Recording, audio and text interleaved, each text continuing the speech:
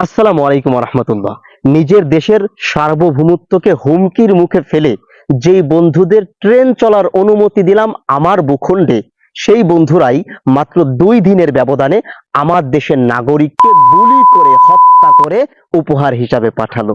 আমি জানি না পৃথিবীতে আর এমন আর একটা দেশ কোথাও আছে কিনা যারা নিজের দেশের স্বার্থকে বিকিয়ে দিয়ে আপন দেশের সার্বভৌমত্বকে হুমকির মুখে ফেলে পার্শ্ববর্তী বন্ধুদের সন্তুষ্ট করার জন্য মরিয়া হয়ে যায়। একজন স্বাধীন দেশের নাগরিক হিসাবে জানতে চাই, আর্টিকেল 145-এ খুব চমৎকার করে লেখা আছে যে আমার রাষ্ট্র যদি পৃথিবীর কোনো একটি দেশের সাথে যে কোনো ধরনের চুক্তি করতে চায়, তাহলে অবশ্যই উক্ত বিষয়ে রাষ্ট্রের সর্বোচ্চ দায়িত্বশীল তথা রাষ্ট্রপতি জাতীয় সংসদে প্রস্তাব পেশ করবে এবং সকল সংসদ সদস্য উক্ত বিষয়ে নিজেদের মতামত প্রকাশ করবে।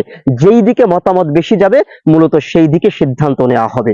আমি আপনাদেরকে খুলে বলি, ধরেন ভারত সরকার বাংলাদেশের দায়িত্বশীলদের কাছে একটি প্রস্তাব পেশ করেছে যে তোমাদের ভূখণ্ডের উপর দিয়ে আমরা আমাদের ট্রেন চালাতে চাই, আমাদের এই অনুমতিটা দাও। এখন বাংলাদেশের দায়িত্বশীলরা এই বিষয়ে মহান সংসদে প্রস্তাব পেশ করবে এবং বাংলাদেশের যত নির্বাচিত সংসদ সদস্য আছে তারা উক্ত বিষয়ে নিজেদের মতামত প্রকাশ করবে। অধিকাংশ মতামত যেই দিকে যাবে মূলত সেই দিকে সিদ্ধান্ত নেওয়া হবে। ধরেন অধিকাংশ পার্লামেন্ট মেম্বার যদি এটা বলে যে ভারত সরকার আমাদের ভূখণ্ডের উপর দিয়ে ট্রেন চালাতে চাচ্ছে, এটা যৌক্তিক, এটা দেওয়া যেতে পারে, এটা দেশের জন্য ভালো হবে, তাহলে মনে করেন সিদ্ধান্তটা হবে ভারতকে এই অনুমতিটা দেওয়া হবে, ভারত আমাদের ভূখণ্ডের উপর দিয়ে তাদের ট্রেন চালাতে পারবে। আমি জানি না এই বিষয়ে সংসদে আলোচনা হয়েছে কিনা।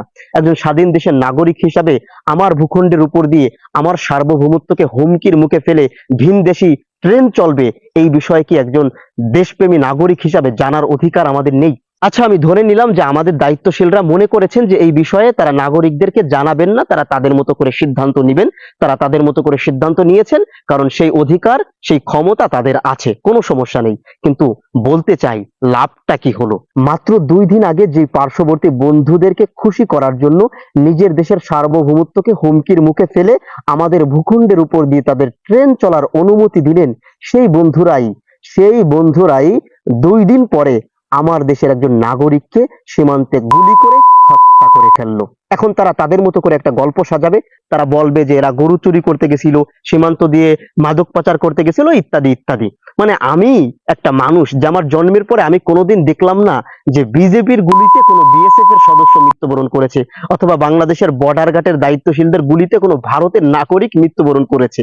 মানে সব সময় আমি দেখি যে বিএসএফ এর গুলিতে আমাদের সেনা সদস্যরা মৃত্যুবরণ করে, বিএসএফ এর গুলিতে বাংলাদেশের নাগরিকরা মৃত্যুবরণ করে। মানে দুনিয়ার যত অন্যায় আছে, সীমান্ত দিয়ে গরু পাচার করা, মাদক পাচার করা, এই সকল অপরাধ আমরাই করি। আর আমাদের পার্শ্ববর্তী দাদা বাবুরা তারা হইল দুধে ধোয়া তুলসীর পাতা, তারা আসলে কোনো অন্যায় কোনোদিন করে না, তাই হয়তো তাদের মরতে হয় না। আমরা অপরাধ করি তাই আমাদের মরতে হয়। যাই হোক, চলতে থাকুক এই বন্ধুত্ব। তো আমরা সময় মতো তাদের কাছে আম পাঠিয়ে দিব, আমরা সময় মতো তাদেরকে ইলিশ পাঠাবো, আমরা সময় মতো আমাদের ভূখণ্ডের উপর দিয়ে তাদের ট্রেন চলার অনুমতি দিব। বিনিময়ে তারা আমাদের সেনা সদস্যদের গুলি করে হত্যা করবে, আমার নাগরিকদের গুলি করে কাঁটাতারে ঝুলিয়ে রাখবে, এবং আমাদের যখন পানি প্রয়োজন হবে না তখন তারা সুন্দর করে পানি দিয়ে আমাদের সিলেট সুনামগঞ্জ ভাসিয়ে দিবে।